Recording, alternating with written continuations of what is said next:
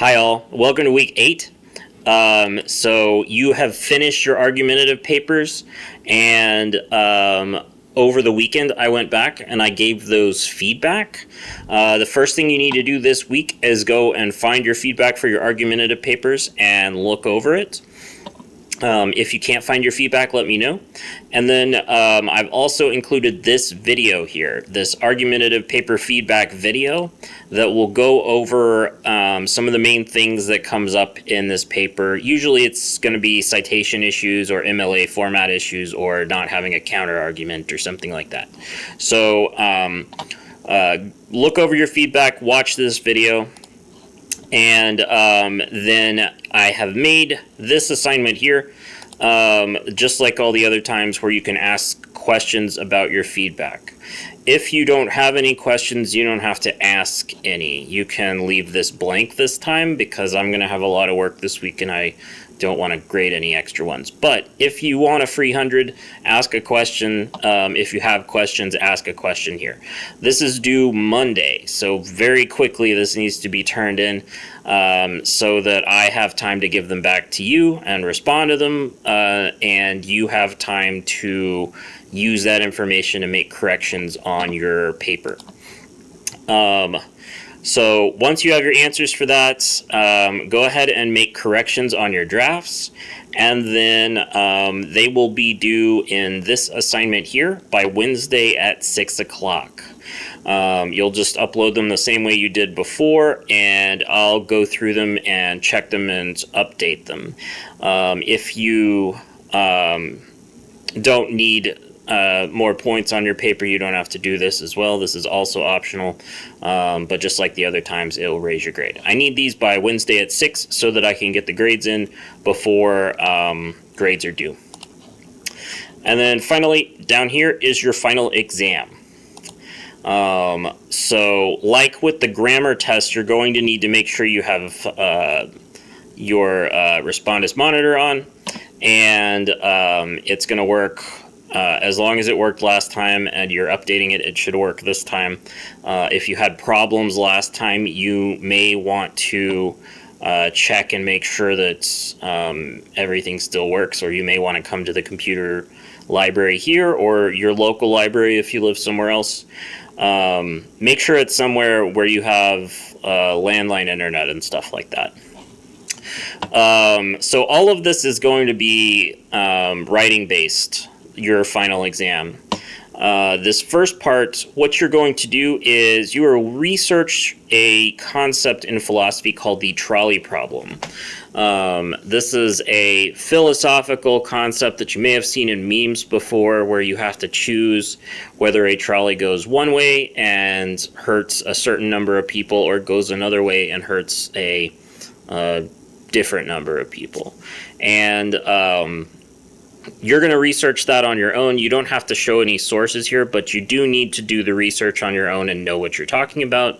I'm going to grade you based on if you actually know what the trolley problem is and if you're able to answer these questions correctly. So complete all these different parts here. You need to have a title, and it's going to be the moral dilemma of the trolley problem, and then three to 5 sentence sections. The first one, explain the trolley problem in your own words. You need to be able to tell me what it is and how it works. We're just talking about the normal trolley problem. There's a bunch of creative ones. You can pick one if you're not sure what I mean by that, but it's just the basic one that I'm talking about.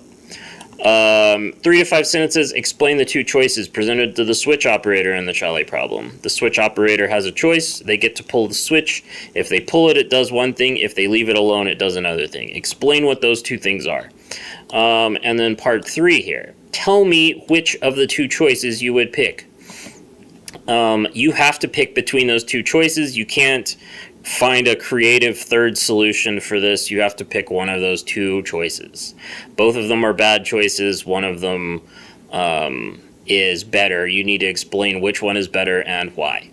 Or you need to just explain which one you would do and why. Sometimes people pick the worst choice because it would be funny. I don't care what your reasons are. You just need to give me what your reasons are.